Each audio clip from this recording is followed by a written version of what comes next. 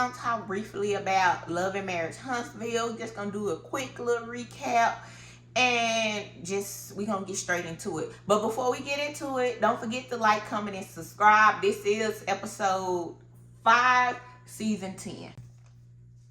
So we start this episode off with Nell going over to Lance's house. Y'all know Lance is Nell's son, and he just had a baby.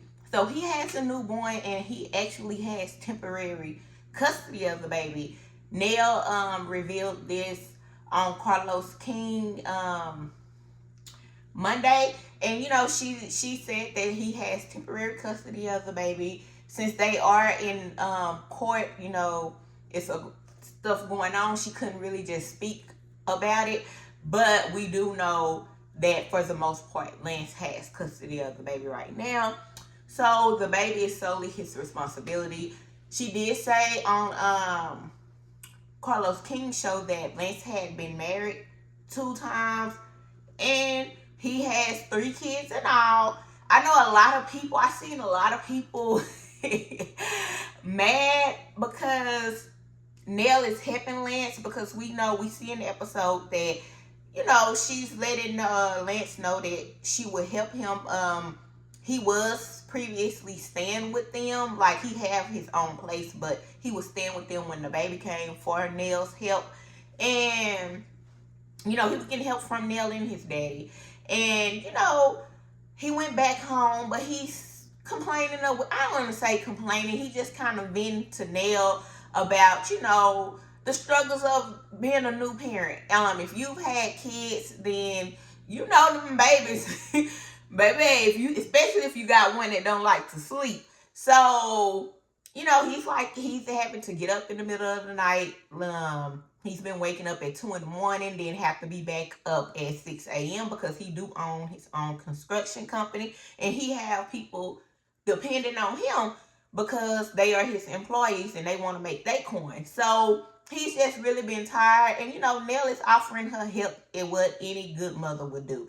I look at Nell as like, she one of them women who she gonna say what she mean what she say. She might have an attitude, she gonna cuss your ass out, but she gonna be mama bear, and she gonna help you if you need help. And like, we all know a Nell. Like, my mama isn't as feisty as Nell, but baby, she the same way. I seen a lot of people saying that, oh, Lance, get over it. Mothers do it every day. And mothers do it every day. I'm not taking that away. I am a mother.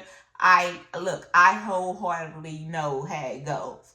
But what I can't stand about us, my people, like, I love us down, but sometimes I just feel like we could be our own worst enemy. Why y'all mad because Nell helping her son? That's her child. Like, if my child needed my help, I don't care how old they get. If I can help them, I'm going to help them. And my mother was the same way. My mother and my father. If they can help me now, if something happened, they going to come help me. When I had my kids, my mother helped me.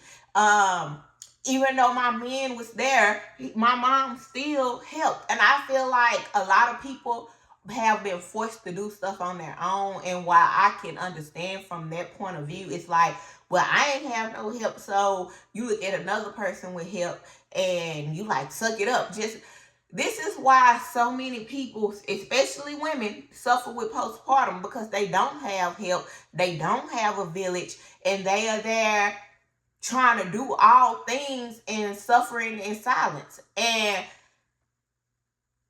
I sympathize with it. You know what I'm saying? Because you never know what someone is going through. So if you have somebody who can help you, why turn down the help? I know I just read a lot of comments of people saying how Nell, she shouldn't leave her house to help Lance, and Lance is a grown man, and we women do it every day. And it's like, I get it. We do. Like, we think we all put on the cape and be superwoman, but it's been plenty of times where we don't want to put on that cape and be superwoman.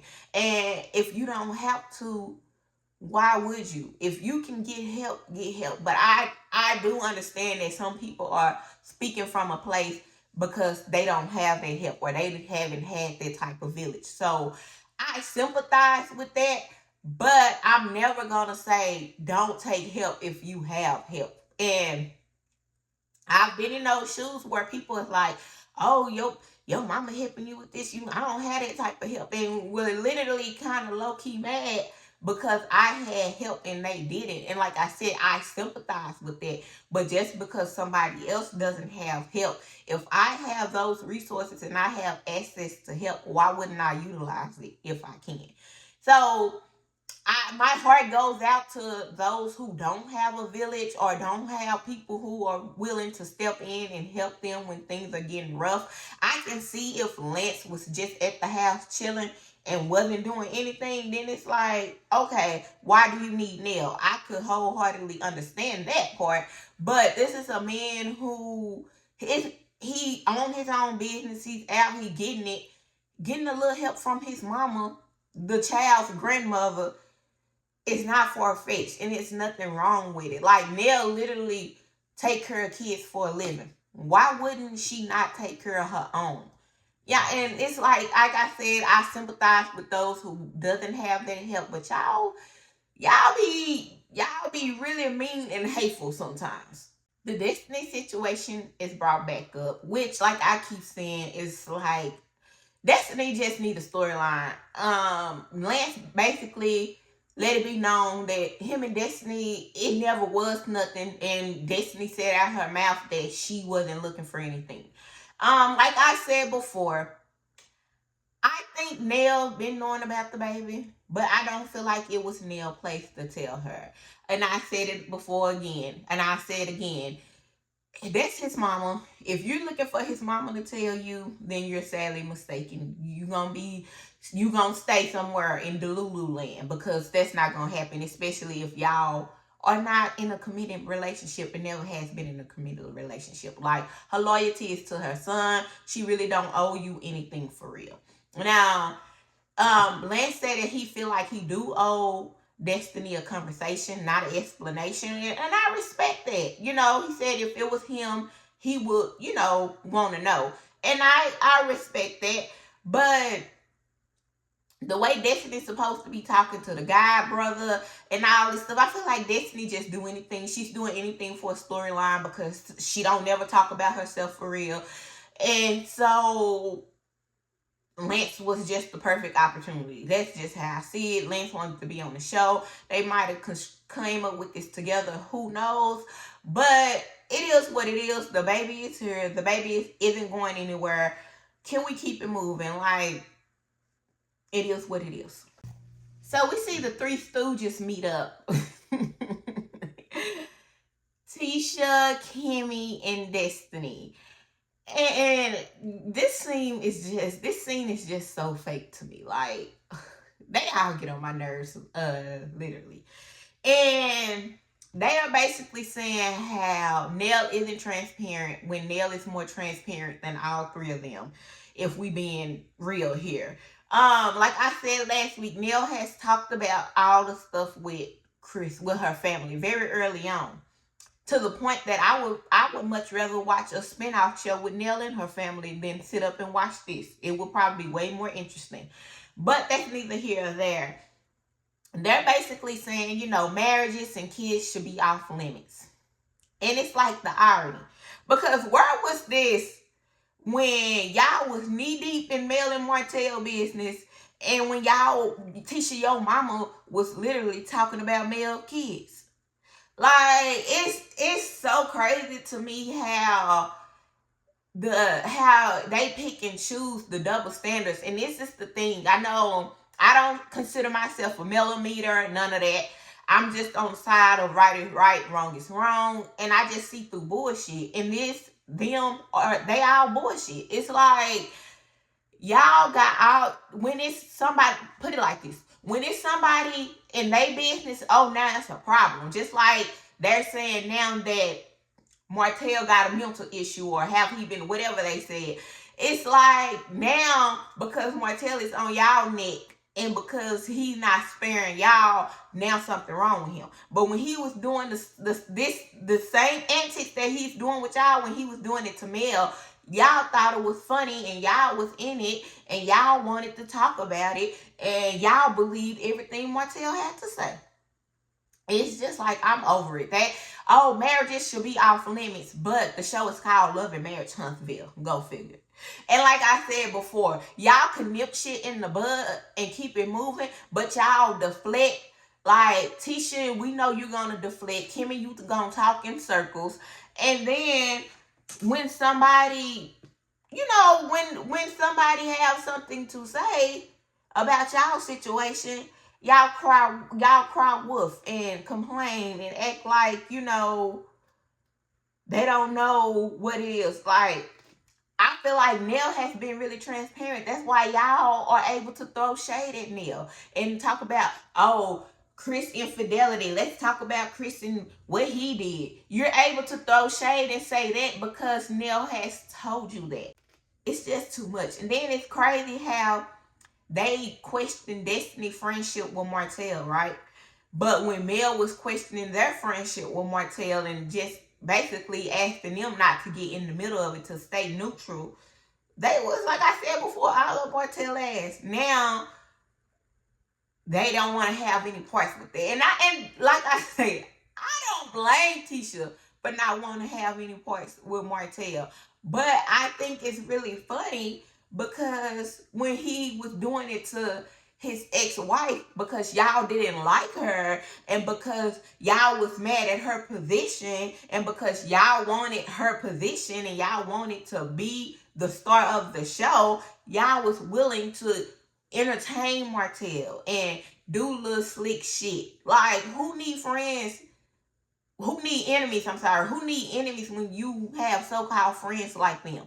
It's like they want to be the star of the show so bad. Tisha thinks she the star, and it's like, they just don't got it. I feel like the breakout star is gonna be Nell, because she gonna get them right on together as she should.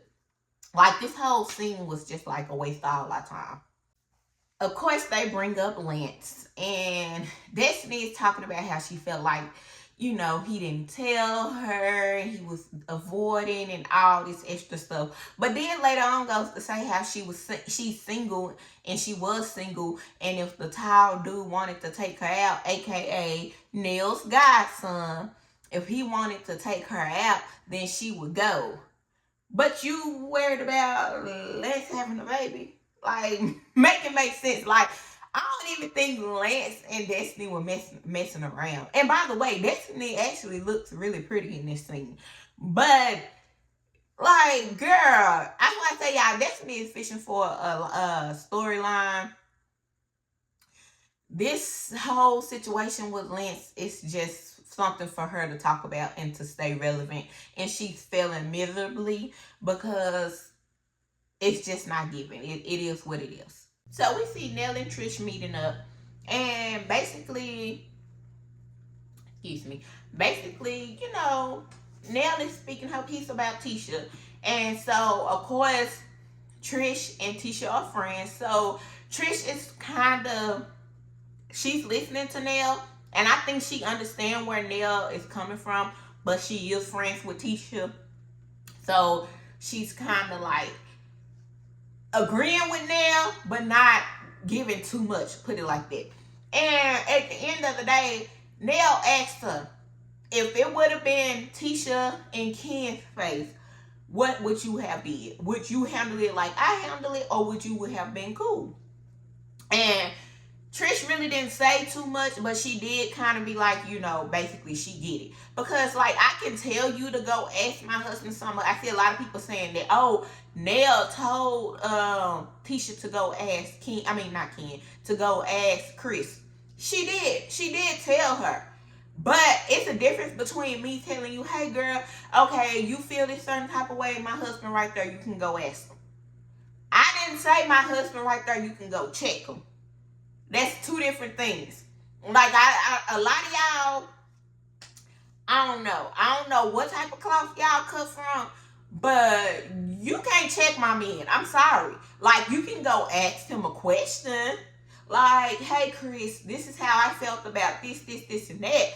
But putting your hand in his face and trying to to check him like, you lay down with him at night? Oh, no, baby, that's not going to ride. Like, I'm sorry. I'm not sorry. That's just what it is. That's not going to ride. Like, once you start doing all that, then it's like, I got to step in.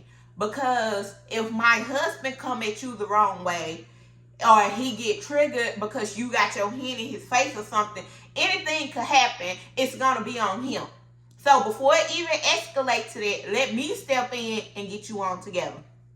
Nell basically say, you know, how what we've all been saying, and I hate to keep saying this because I really feel like I'm just talking in circles at this point, but Kimmy and Tisha have not been transparent. They have, the Scotts, period, both couples, they have been able to skate off the backs of other people, aka Nell and Martell, all these seasons. And now that Mel is gone, and Mel has basically made it clear that they cannot really they can't talk about her on the show. They can't say her name and all this and that. They really don't have shit else to talk about. So now they're going for Nell, and it's only a matter of time before they go for Trish and Ken. We already see Maurice and Marceau was in Ken's business about, you know, telling him about them still being, about Trish still being married and stuff. So it's like at the end of the day,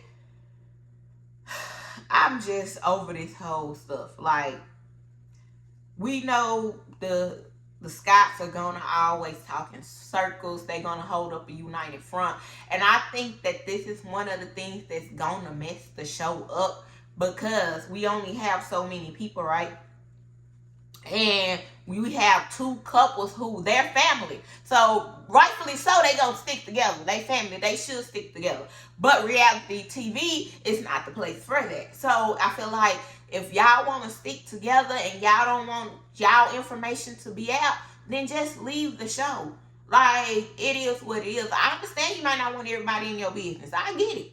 But don't sign up for reality TV if you saying all bets is out for y'all, but y'all could be in everybody else's business. Because like I said before, it don't work like that. It does not work like that, especially when you keep nitpicking and digging into somebody else's business. When they come for you, you can't feel no type of way. And then Trish is like, she don't get certain things that Nell is saying from Tisha. Which, my thing is, with this is, she may not treat y'all the same, right? Y'all are two different people, but you on the outside looking in. You are there when this stuff is going on. Like, that might not be the side of Tisha that you get, but you see it and you can form an opinion, right? She's saying, oh, Tisha's not like that when it's just her. That's the problem. That is the problem. We know Tisha is really weak. She can't stand on her own. So if she doesn't have backup or liquid courage, she's gonna run, and she's gonna, you know, she gonna be cool. But soon as she have Kimmy there, Trish there, Marceau, her people there, and a little liquor in her system, oh baby, Miss Wanda Twin is gonna come out. So it's like, we know she ain't got the balls to do the shit when ain't nobody around. We know, every scene when somebody try to hold Tisha accountable about something, or something that she know is right, what she do? She run. So saying, oh, I don't get that, Tisha. We know you don't. Or she don't act like that when it's just her. You just basically said she weak, and when other people is around, she gonna pipe up. We see Kimmy talking to Jalen. Jalen comes to the office to visit Kimmy, and basically to let her know that he has a job offer in Huntsville, and that they are paying him a pretty coin. That he countered outfit and he got paid a little more, so he's not gonna take the job in Colorado. And we know Kimmy, as a mother, she is very smitten. She's happy, and I get it. It's like, that's your baby, and that's her only baby. She low-key didn't want him to leave Huntsville.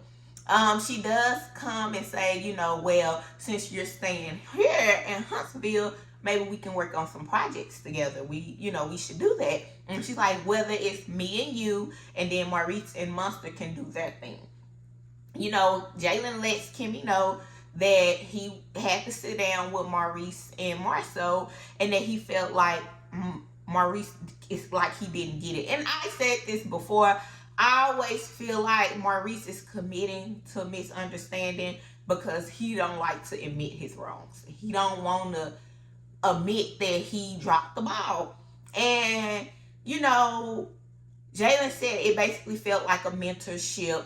And Kimmy, this is kind of where Kimmy lost me a little bit, because she's like, well, I guess that tough love, hard love that Maurice gave you paid off because he's doing good now.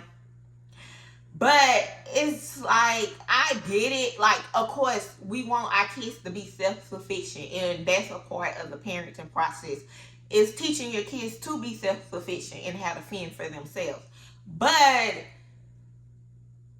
I don't know. I didn't like that. I feel like at the end of the day, that's part of it. But still, for him still to feel not included. And Kimmy, she's saying it, it's like you can tell that she know that Jalen real feelings about Maurice, and that Maurice is not a good father when it comes to Jalen. But she kind of speak, like I said, Kimmy always speaking in circles. She say a little bit without saying a lot. And it's basically like she's saying, you know, well, you know, it could have been better, but it's not, it could have been better then, it could be better now, and it can be better going forward. That's kind of basically what she said. And like I said, I'm not taking nothing from, you know, Jalen and him feeling like he did get that mentorship and they did help him pay off in certain ways. I think it helped him, you know, to be more self-sufficient and to want his own, because he probably was tired of well, ain't no probably, he is tired of Maurice's ass, and he wanted his own, you know, so he wouldn't have to probably deal with that. But at the end of the day, I still think, you know, Jalen has that void, because he said that, you know, he don't know if it was fathering because he don't know what fathering feels like. But at the end of the day, if Maurice was really doing his due diligence and actually really being a father to Jalen, he would know what they feel like. And like I said before, I feel bad for Jalen, especially being that it's one thing when you didn't grow up with it or you didn't have nobody, but it's another thing when you grew up in the house.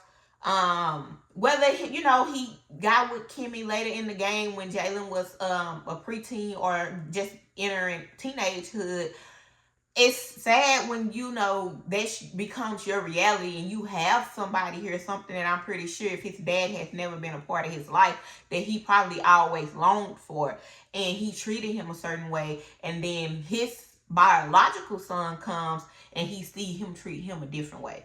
So like I said, it's unfortunate before. I said that it's been unfortunate, and I think Kimmy is crazy as hell. But some women would do anything for a man, and hey, they feel like it paid off because he's doing good career wise. So yeah. Chris goes see Lance at his place of business, and he basically have a conversation with him and basically let him know how him and the rest of the siblings are overstepping their boundaries, as far as, you know, him needing all this help from Nell, him basically coming into the house, surprising him with him having another baby, and then he ends up, you know, basically moving in with them for a little period of time so he could adjust. I enjoyed this conversation. I feel like Chris was real with him. Like, but I do agree. Some stuff, you know, we give and we give and we give our kids to the point where they don't know how to stand on their own. Some stuff they just really do have to figure it out. I feel like Chris is, you know, saying he would have a problem with Nell going to his house and staying those 1 to 3 days out of a week to help him with the baby. But at the end of the day, I feel like Chris gonna fold, because at the end of the day, that's their son. Another thing, I feel like Maurice could actually take some advice from Chris when it comes to being a father to a child that's biologically not yours. Maybe Chris and Lance have a different relationship because Chris did get with Nell when Lance was really little. So maybe that's the disconnect, because you can tell that Chris genuinely treats Lance like his own. It's one of those situations where if we didn't know them from this show and we seen them out, we wouldn't be able to tell that that wasn't his kid. I think it's one of them situations where if you knew them, you talked to them, and you was cool with them, you would think that, that was his biological son, until he say, oh, this is not my biological son, but I've been in his life and I've taken care of him. Like, since he's played that role, that is his son, and you can tell that they actually have a great relationship, and that Lance has a lot of respect for Chris. I feel like Chris, he's telling Lance what he needs to hear, and he being real with him about having boundaries, and about how they got to figure it out at some point in time. But he does say, I understand people need help. We're human, basically. So I get it. Which means that he gonna talk noise, but he gonna help. Which that kind of reminded me of my daddy. My daddy gonna talk a lot of shit. Like, when I say a lot of shit, I mean a lot of shit. But man, he a Leo who think he know everything, think he run everything, and he gonna talk a lot of shit. But one thing about it, if I pick up a phone and call him right now, oh baby, he on his way.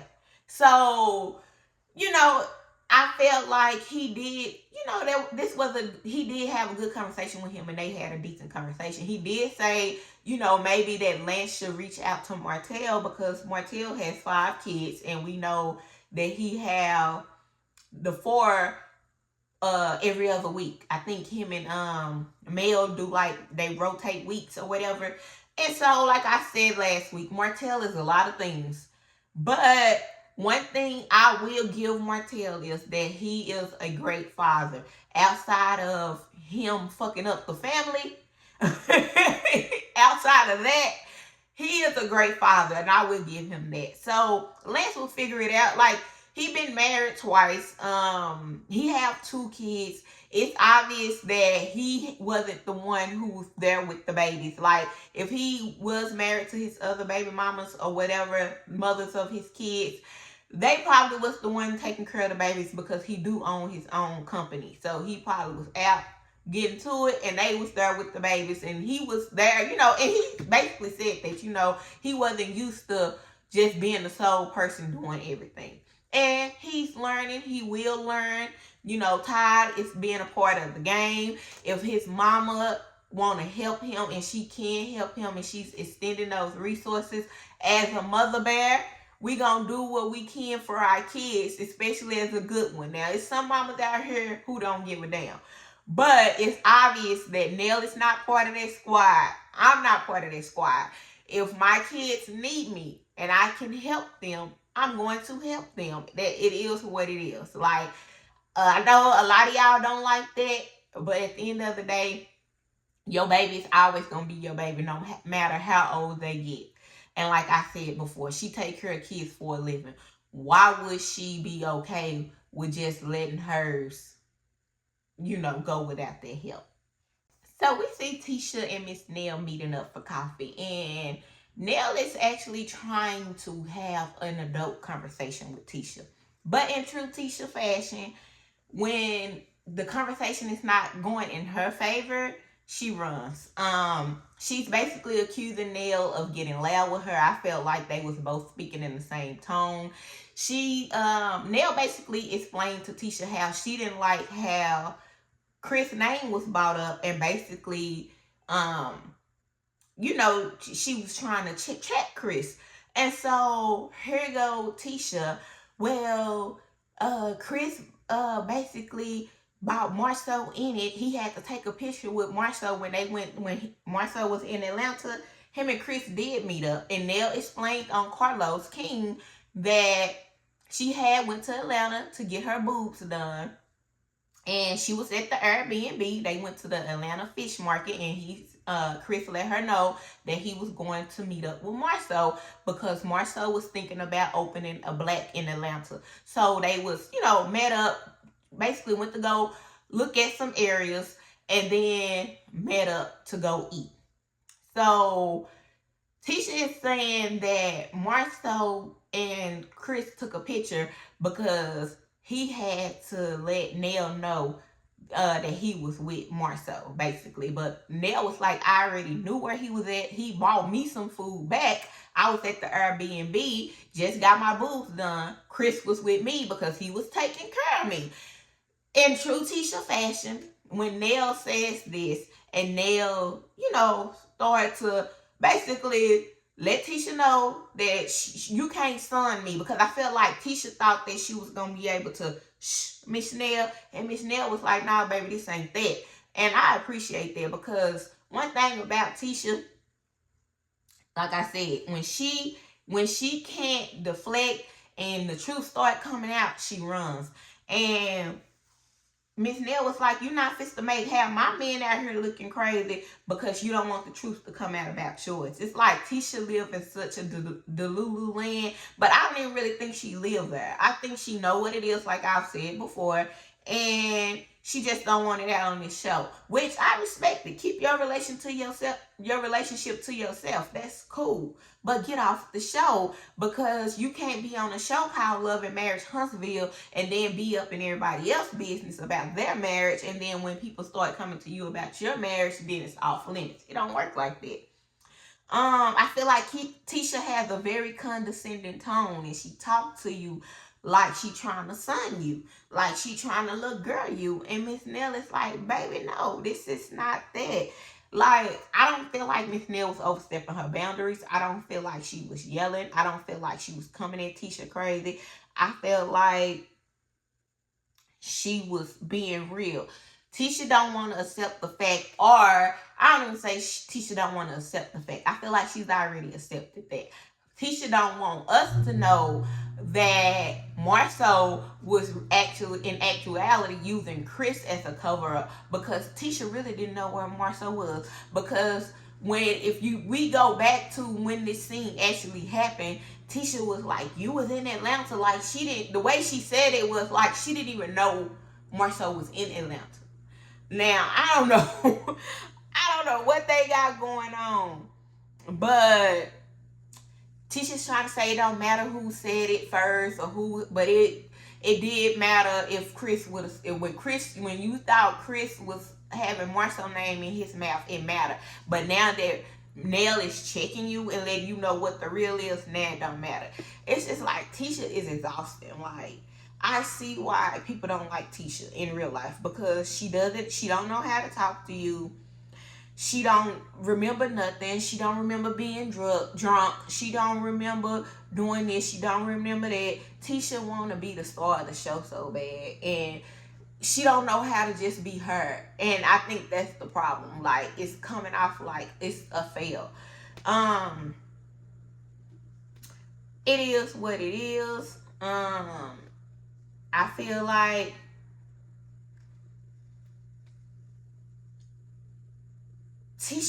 she didn't expect Nell to stand on business.